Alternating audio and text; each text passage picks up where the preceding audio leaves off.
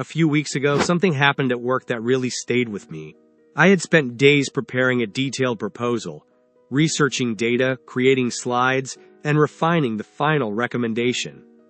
I shared everything with a colleague ahead of a team meeting so we could align. But during the meeting, as the manager asked about the idea, that colleague spoke up and said, "I think the best approach here is..."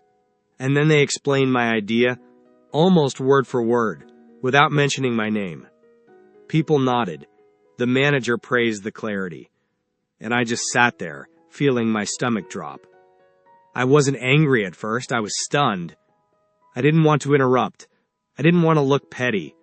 And I didn't want to create tension in front of everyone.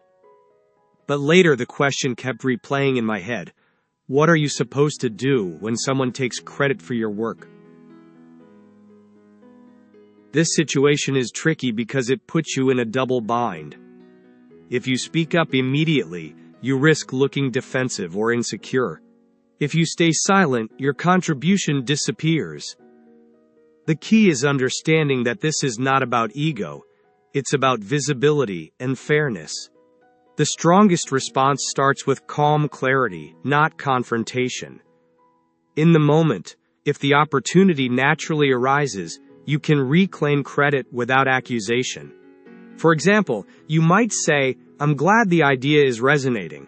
I can walk everyone through the analysis I put together if that helps." This gently places your name back into the work without calling anyone out. If the moment has passed, the most effective step is a private follow-up. Speak directly to the person involved, calmly and professionally. You can say something like, "I noticed in the meeting that the proposal was discussed without my contribution being mentioned. In the future, I'd appreciate clarity on ownership."